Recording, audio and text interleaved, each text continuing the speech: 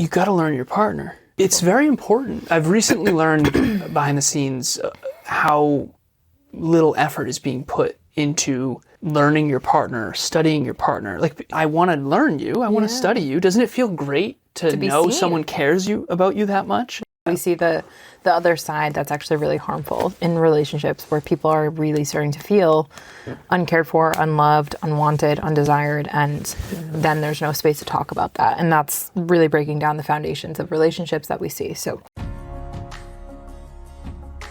conscious couples, business partners, and individuals, welcome to the Conscious Couples podcast, where we share our life, love story, and relationship expertise to help you consistently cultivate the most magnificent relationship possible.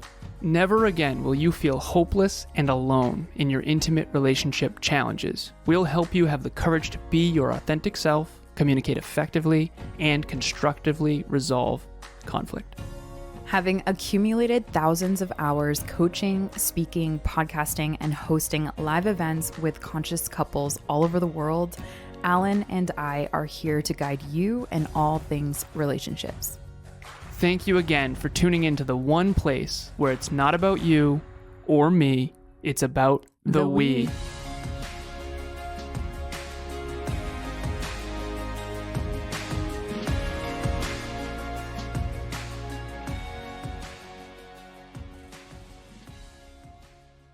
Conscious couples and individuals, welcome back to another very special episode of the Conscious Couples podcast. Today we have episode 217, What are your top love languages? Before we jump into this episode, I want to remind everyone why we are here. We are here for one reason and one reason only: to improve your intimate relationship from the inside out. Conscious couples and singles, welcome. Emilia, sweetheart, what is your intention for today's episode? My intention for today's episode and our listeners is for each one of you to define what your top 3 love languages are, ideally, but more importantly, using the download PDF that we have in the show notes for you and your partner to actually speak each other's love languages better. Okay, so Emilia and I have the PDF up on our Remarkables here, and we've talked about this in the past. So this is the most valuable digital asset I've ever used in my 11 years in the personal development, self-improvement, and personal growth space. Gary Chapman wrote a book called The 5 Love Languages. We have been coaching couples now for 6 years, and we think that his book is wildly inadequate. I'm joking. No, it's a good start, but there's so many more than that. And we have a client who recently vulnerably expressed to their partner that their words of affirmation is 10 out of 10 important to them, and how he is not providing much words of affirmation. And what you and I have found over the last 6 years is that there is no couple we've ever coached that doesn't have some mismatches on here. And we also recently had a couple that we coach do this exercise for the first time, and one of the partners had green for almost everything. Yeah. And so we wanted to do a deep dive into this and explain this. The digital asset will be in the show notes. Even if you don't do this with your partner, make sure you do this with yourself. At the end of the day, you have to understand what your needs are, what your wants are, what your desires are, what your love languages are. How are you supposed to brighten someone's life and light up their day and light up their week and their month and their year if you don't know them? And so you got to get to know yourself and your partner in this. And there's no way you're going to do this worksheet and not come out wildly more informed about yourself. 1000%. And we change over the years. Some things never change and some things do, so it's important. Okay, so we're going to crank through all 25 of these, and we're going to give an example of each. And the PDF has definitions on it. So, sweetheart, I'm going to ask you to please pull up the definitions. I was actually on a podcast recently, and the host said, I don't think you can really quantify love and whatnot. And I was like, with all due respect, I understand what you're saying. However, there is research that now shows for every one negative bid, meaning connection or disconnection, there is 5 positive bids that we need to make in connection in order to improve and quantify our love with one another. And I was sharing, my partner and I aspire for a 1 to 100 ratio. And ultimately, why I want to bring this for our listeners is because the more repetitions that you have in your partner's love languages, the more you can have better, deeper, connected love. And so it's so important to speak each other's love languages. Yeah, these are things that you can measure. These are things that, you don't wing it and hope for a magnificent relationship. This is how to build one. One building block at a time. Okay, so what's the first one, love? So the first one is proactive thoughtfulness. This, how we defined it, was consistently thinking ahead about how you can show in action how much you know and care about your partner. Okay, we got to go quick with this because we got 21 minutes on the clock. I have a coaching session, but I'm going to give an example of each, and Emilia is going to give the definition. So my example for this one in our relationship would be when I make you tea in the morning. Or in the evening. And even more proactive thoughtfulness is you have the 4 different phases of your cycle and different teas for each. So that would be another bonus. But that's a good example of proactive thoughtfulness. So if Emilia wants to wake up and I brighten her morning with tea in the morning, that would be a great example. Yeah. Number 2, conscientious initiative. Helping to move goals or projects forward without being asked or nudged by your partner to do so. Okay, so putting rice in the rice cooker during the day so that we have a meal tonight after the gym, and so you don't have to deal with it. Love it. Awesome. And again, we want you thinking of you. We're going to use and lead by example our own life, and I'll throw some client stuff in here too, but think of examples of your partner and you, and at very least get some new ideas here. Number 3, conscious loving care. So this is, instead of TLC, this is CLC, what we call providing warmth, comfort, and support to your partner uniquely in the way they enjoy it most. Okay, so Emilia has communicated that she likes long hugs. And so a really long hug with a tight squeeze where her eyes are almost popping out. I knew you were gonna die at that one. No. That's my favorite. That's your favorite. We're being playful, but she does like the long hugs part. Yep. Not where I thought you were going to go. Okay, number 4, mutual mastery. Deciding in advance to develop a skill individually and collectively that you're both passionate about. Okay, so weight training. We go to the gym together every other day. We're going tonight, Saturday night, date night at the gym. I'm hoping it's empty. Pull day. Back, biceps, triceps, rear delts. Traps. Nice job. did I not say traps? I don't know. Oh, either way, strong work. So date night at the gym tonight, weight training, giving each other feedback. We're going to crush it. I'm excited. Same. Number 5, loving challenge. Challenging your partner to step up their game in a specific arena because you love and believe in them. So this client of ours that asked their partner to come up on the words of affirmation, that's a good example. Another example of it, that you lovingly challenged me to consider getting a therapist. My therapist, Carol, I've done work with her for 4 years now. It's been tremendous.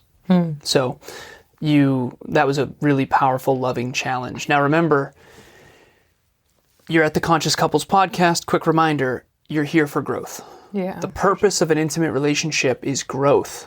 Fulfillment and love is a byproduct of mutual growth. So loving challenge is a good one, and I don't think we use it enough.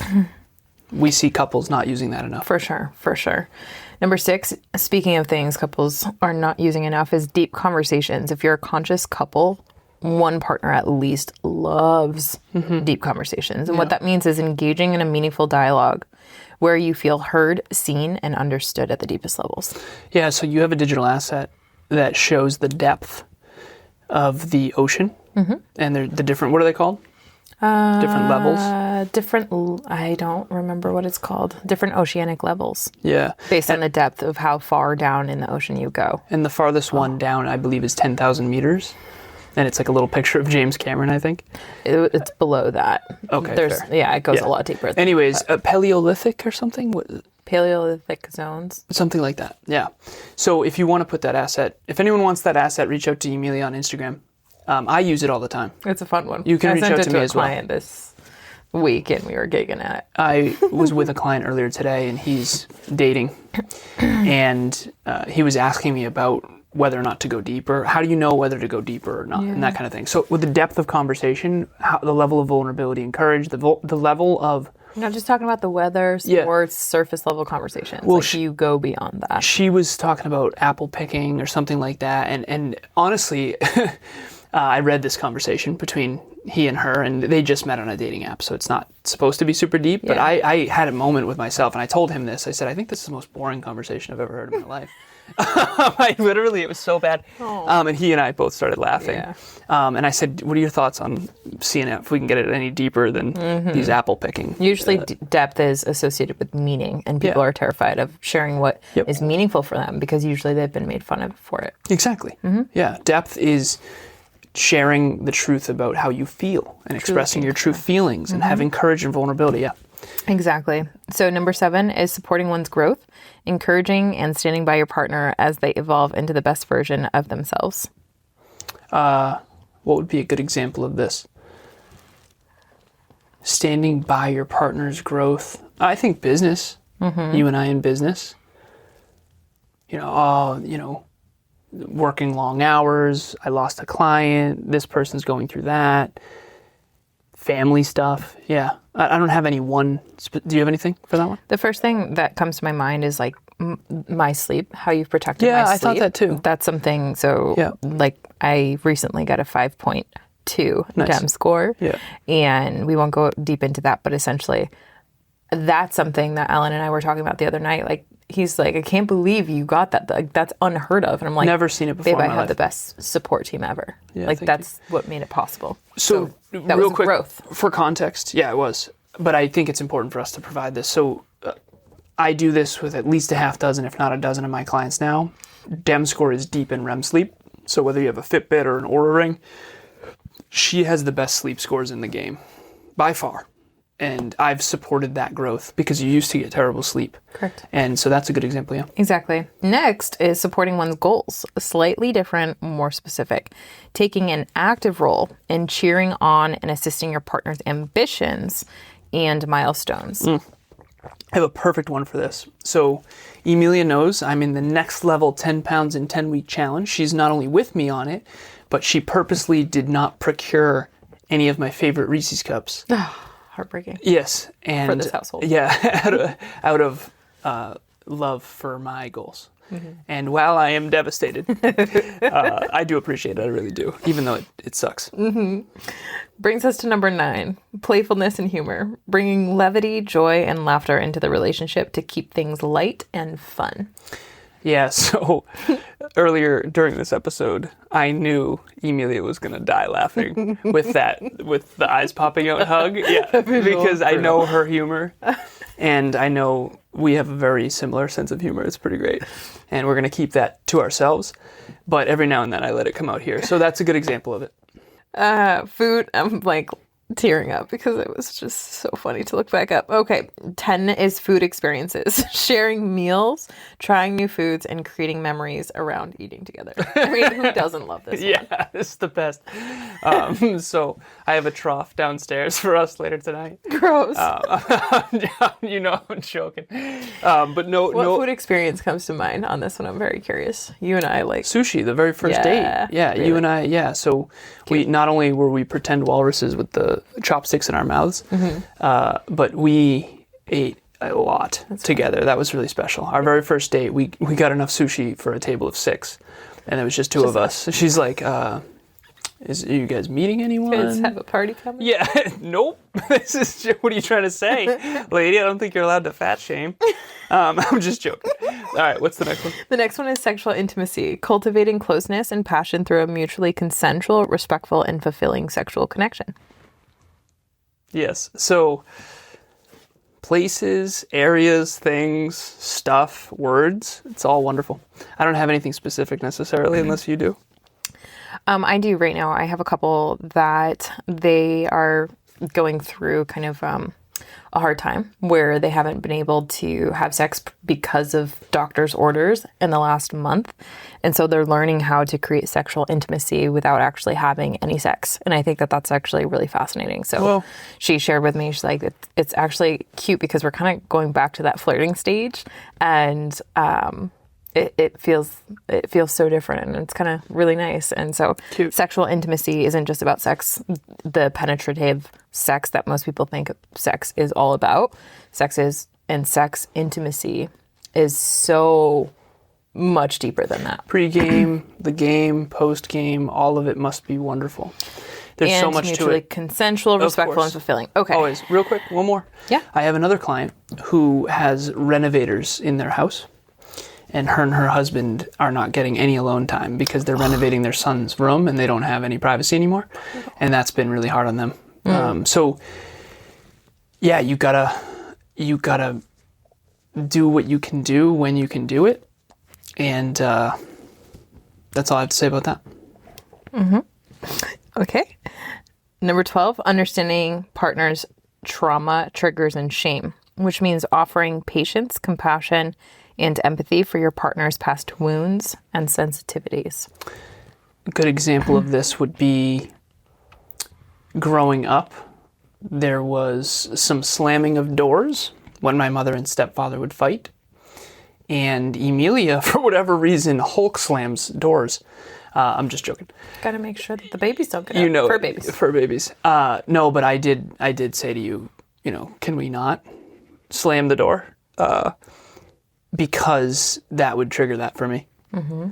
And we have, our front door is not easy to close, so I totally understand. But well, not only that, but you to know. You have a hypersensitivity to anything that's beyond like a very like fairy shutting of a door. And that hypersensitivity, I had to learn, like, unless there's, like, if there's any friction or anything heard, then it activates your trauma. And so we had to work through that and get that feedback loop over time, that it's not just about slamming doors, it's about how the door is closed. Stomping, very loud slamming of things. Yeah. My mom and stepdad would come home and be very angry. Mm-hmm. So all of that, I'm not a fan. Yeah. Yeah. So being very sensitive to that and creating an open feedback loop is so important with partners. Okay. The next is holidays, celebrating traditions, rituals, and special days in a way that bring connection and joy. What would be a good one that we have for this? You and I were talking about yesterday was Jane Goodall's Day. And I was like, I need to get outside. And so that's not necessarily a holiday that most people celebrate. Yeah, but it falls in that bucket. But it does. Shout out to Jane Goodall. Yeah. Yes, Earth Month. Earth Month. Mm-hmm. And we went outside last night under the stars. Under the stars. Yeah, to celebrate. It's beautiful. So wonderful. A lot of people don't think of these as love languages, but when you do, you realize this is where connection and belonging and love and trust is created. So deeply. The 14th is philanthropy and volunteering, contributing to causes or acts of service together, aligning love with a greater good and contribution. Books for Babes, the Next Level Hope Foundation. You came at the Next Level Hope Foundation for the holiday event last year. Emilia was in the center of the gym with kumbayaing with all the kids. It was so freaking cute. It was That was snack the time. cutest And I thing was, ever. like, hanging out. It was so cute. From one kid, turned into two, and then all of a sudden, before you know it, we were all like singing and eating snacks and It's the best. telling stories through song. It was really cute. It's wonderful. And having hosted that event for 5 years now, to see you in the center with all the kids, that was just it's really, really special. And then we went to the bookstore and Books for Babes, and so Books for Babes, can you just briefly describe what that is? I just feel like we should. Books for Babes, yeah. So that's the organization, nonprofit that we've set up for every single year. It is a charity where we raise funds every single year to donate books. Now I can say outside of Massachusetts, and distribute books to underprivileged youth, children, and organizations. And so we raise funds. Used books, but sometimes new come in too. Yeah, true. Yeah. True. So we try to do used. We try to do used, secondhand, and you call it upcycling. Upcycling, 100%. You got to give the books a second life, third life, fourth life. Real quick, for anyone watching or listening, and I've been a little bit alarmed in coaching over the last 3 months. You got to learn your partner. Yeah. Notice how I notice your words, upcycling. Mm-hmm. Truth. That's a beautiful. It's very important. I've recently learned behind the scenes how little effort is being put into learning your partner, studying your partner. Like one of our clients is like, what are we, a science experiment? No, but I want to learn you. I want to study you. Doesn't it feel great to know seen. someone cares about you that much? Right. Yeah, learn your partners, squad. Yeah. Like, it's almost like cool nowadays to be like low effort in relationships. it's the dumbest shit ever. And not only is it dumb, but we see the other side that's actually really harmful in relationships, where people are really starting to feel uncared for, unloved, unwanted, undesired, and then there's no space to talk about that. And that's really breaking down the foundations of relationships that we see. So low effort. If we seem rushed in this, we're trying to get through them all. We got 6 minutes. Low effort in an intimate relationship will destroy the relationship. This is how you put in effort. It's not just about effort. It's about effective effort, which is why we're going through these love languages. But you have to learn yourself and your partner every day. Like, otherwise you're not able to, if you wonder why your relationship isn't as good as it used to be, it's probably because you stopped putting in effort. Yeah. I love you. I love you Thank too, you for saying that. You're welcome. Okay, number 15 is fun, unique experiences and adventures. Exploring together through trips, activities, new adventures that build lasting memories. Paddleboarding. That's okay. Yeah, that was dope. In the storm. That was intense. Yeah, that was we awesome. went paddleboarding last summer in a pretty intense thunderstorm. It was awesome. It was awesome. So Yeah. don't try this at home, kids. Number 16 is home improvement and projects. Collaborating on projects around the home, which strengthen teamwork and shared vision. We put up these studio lights together. And that was a hell of an endeavor. We even did this together too. Yeah, we did. That's right. Yeah. That's right. I probably. Yeah, I shot right. myself in the leg with the nail gun. Ooh, I'm kidding. Yeah. Okay. 17, empathy and vulnerability, showing up with openness, compassion, and courage to share your authentic self. Check-ins. So we were on a walk recently, and is there anything about me, my character, or our relationship that has been bothering you lately that you wish didn't, but it still sort of does? The most complicated question of all time, we've realized. But it's really the permission question. Mm-hmm. And it's vulnerable to ask it because you might have something in the holster, for lack of better phrasing. Mm-hmm. Not only that, but just in the waiting when your partner's like searching their mind, it's like self-soothe, regulate, like we're going to be okay. And the fact that you guys are creating the space to talk about things that are bothering you is actually a sign of the strength of your relationship, not of its downfall. Yeah. Whenever you're scared to share something, that's when it's time. You got to. You got to put your heart on the line. You got to risk that. We were talking about that last night. I said that to a client recently. I said, put your heart on the table, and if he stabs it in front of you, it is what it is. At least you know you gave it your all. You're going to recover. She's like, well, last time I got hurt, I was in bed for 2 days. And I said, yeah, but look at you now. Yeah, you're stronger for it. You're resilient. resilient. You got this. Easier said than done, I know. Brings them closer to the door. Okay. Exactly. Exactly. All right. 18 is learning together, engaging in joint education courses or shared curiosity that fosters growth. Our communication course, TEDx courses. I don't know if it's TEDx. I think it's TED. I think it's TED. But there's an effective communication and speaking course that we took together. We still have to finish it, but we were like 6 or 7 days in a row. Yeah. And that was awesome. That was. 19 is supporting personal choices, respecting and affirming your partner's individuality and autonomy in their decisions. What would be an example of this? What's one that we don't agree on? There's got to be something. Okay, something as simple as this. Emilia likes to have a certain playlist on at night that's very soothing, and she doesn't mind multiple background noises, and I hate it. So that's an example of, I think, what was the one? What was it? Supporting personal choices. So respecting and affirming partner's individuality and autonomy. So what I can share with that is that I need to have a down regulation playlist. It's literally engineered into being able to get the sleep that we get.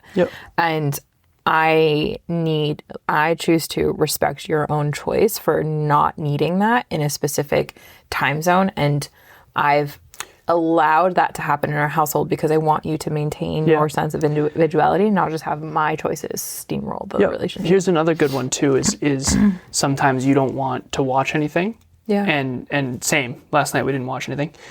But sometimes you don't want to and I do want to. And so I'll have you put on your blue light glasses, and we'll share space, but we call it me-we dates, where we're in this shared space, but we're not doing the same thing. That's another good example. I find this one comes up a lot when it comes to power dynamics and relationships. How many more do we have? Because we got a crank. Yeah, we're on our last 5. So health and fitness, committing to wellness and movement practices that strengthen both body and partnership. We've exercised every day together for over 4 years, 4.1 years as of today, by the way. Nice. And pliability for how many? Pliability for 81. 82 tonight. 82 tonight. And just sleep, hydration. We did a fitness series. Check out the fitness series, the last few episodes. So okay, 21, building dreams together, aligning visions for the future and activity, co-creating the life you both desire. This company, the Conscious Couples podcast, the Relationship Talks coaching, the Relationship Talks events, the 25 Conscious Love Languages, all of that was co-created by us toward shared mission, goals, and dreams. 22 is money, practicing transparency, collaboration, and alignment in financial matters. We have a dashboard called We Finances. If anyone needs help with their finances, we just help the couple. They have their own dashboard. We can help you create one. Relationship Talks coaching is the way. We update our metrics every single day. We track sleep and finances, how much we earned. Freedom units. Also track weight now as well. 23 is lifestyle preferences, respecting and blending daily living habits and preferences for harmony. I think that we already talked about that one with the playlists. But a great lifestyle preference is specifically what we talk about with dishes going immediately into the dishwasher. Yep, that's a good one. As opposed to staying in the sink. Yeah, the dishes are definitely the best one. Yeah. Yep. Okay. Active listening is number 24. Listening without distraction, giving presence and validation to your partner's voice. You knew I was going to do that. I'm sorry, love. For those of you not on YouTube, I was pretending not to listen. What were you saying? No, active listening, right? Yeah. So honestly, for the dud dudes out there, what are we doing? You got to pay attention. So if I'm trying, I don't like doing 2 things at once. So if I'm trying to listen to an audio from a client and Emilia's talking, I'll say, can you please stop? I want to hear what you're having to say. I'm not upset. I just want to hear you fully or this client fully. And I hope that you feel very heard. Yeah. I do. Yeah. And it's really important. And we have a word called I need a bubble when you're not able to active listen, but you want to, and you just need a moment of focusing in on whatever that is. And not for nothing, that's actually really been helpful because it's like, oh, okay.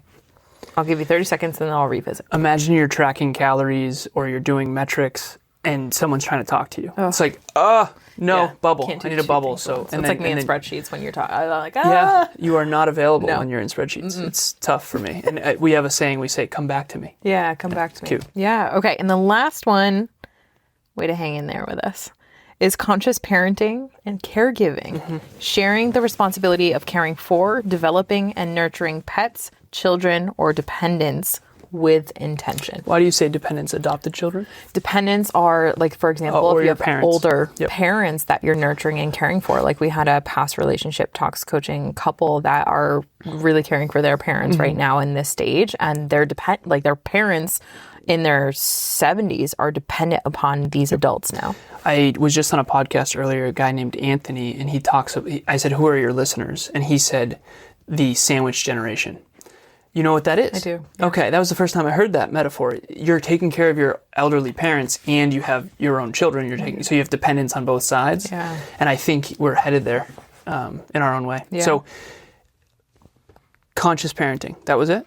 Conscious parenting and caregiving. And caregiving. And I think one thing that I would add to that is we have a couple that have had a really big rub in this arena. So they just recently had their first child together. They have 2 children now in the household, but they just recently had their first, and they have a big dog together. And so conscious parenting and caregiving isn't just for people, it is also for the living things that rely upon you. So if you have a farm, it's the farm animals. If you have pets, it's the pets. And plants. For them, for plants also. And for them, it was their big dog, and making sure that the dad essentially was taking care of their dog in the way in which mom for 10 plus years has been training that dog, and doing so in a way that makes sure that they're both on the same page. So doing so consciously together and having a conversation that was really important for them prior to them having their first child together, because, and I'm going to use their words, their dog is a part of their family. Like their dog is family. Well, so with their child too, you have to be on the same page about breastfeeding versus formula. You have to be on the same page about nutrition. This needs to be something that's constantly talked about with pets, of course, but also especially when you have children and caregiving of parents. You and I have talked about what we do and don't want in our future with our kids and with our parents. So again, at the end of the day, don't leave this stuff to chance. That's what this is. This was created. This is going to be a book at some point, but this is the best episode we've ever done articulating all 25 of these conscious love languages. Yeah, way to go on the examples. Yeah, thank you, sweetheart. Thank you. So what I would say is, as someone who, when I was younger, did not focus on learning about relationships, I was an engineer, science, technology, that whole nine, this is unbelievable. And it's so obvious now, knowing these, studying these, practicing these for years, when a couple is missing. And so download this worksheet. We need to make something very clear. When you do the worksheet, you're going to do green, yellow, or red for how important it is to you. Green means very important to me. Yellow means not too important to me at all. And then red is not at all will it ever be important to me. Okay. So again, we have to reiterate this. It's for you. Not how well you're doing, not how well you're meeting the partner's needs, none of that. It's you look at each of these and you say, this is green, meaning it's important to me. Yep. Okay, and we need to be clear about that. Super because clear. Yep. A lot of people have gotten confused about that in the past. If you have any questions, please reach out. I think it's confusion, and I also think it's difficult when you go through something like this. A lot of the times there's protective parts of us that see this as like an assessment, that like all of a sudden we're like, oh my goodness, we're not doing great. We don't expect that anyone's doing great on this at all. It's not even about whether you're doing great. That's it's what about I'm saying. What's important to you or not. Is it important to you? But here's the key. You have to be honest with yourself. A lot of people struggle. They get to philanthropy and they're like, oh, am I a bad person? Correct. Just be honest with yourself. No one else is going to see this unless you want to send it to us. Okay. Anything you want to say before we get out of here? I'm with you on that. I'm really glad that we gave that distinction. No, I'm good. I hope you enjoyed it. We have an event coming up. Oh, the last thing I will leave you with is another invitation to our upcoming event. So this will be on April 16th at 6 p.m. Eastern Standard Time. And this will be the top 3 things women struggle with in their relationship. And if you are someone who has constantly been struggling and you are a woman, this event is for you. We're going to get into not only what it is that you're struggling with, and most women actually run into the same struggles, but also like how do you stop those struggles in their tracks, and how do you make sure that you and your partner are a great team in the struggles that maybe only you as a woman are experiencing. And for the guys out there, a lot of women, when they get together, they sometimes talk about how ignorant men are about things we have no idea about. I have so many female clients over the years. I've learned so freaking much. So these are the cheat codes. So just because you're a guy doesn't mean you shouldn't be here. You get the cheat codes. You get to understand what's really going on. And it's been super, super tremendous. It's really important. What was that film we watched where it was like What Women Want? Oh, that was a great film. Mel Gibson, What Women Want. I have a client watching that as homework because I want him to learn the difference between what men think women want versus what women actually want. Perfect. And the name of the movie is What Women Want. So it's also hilarious. It's so funny. Okay, thank you all for listening, and we will see you again next week. As always, it's not about you or me. It's about the we. We'll talk to you next time. Bye, everyone. Thanks for joining us for another episode of the Conscious Couples podcast. We love connecting with the Conscious Couples community, so please check the show notes to connect with us and say hello on social media. If you and your partner resonated with this episode, please leave us a 5-star review at the link in the show notes and share this with someone you love. Until next time, it's not about you or me, it's about the we. We'll talk to you next time.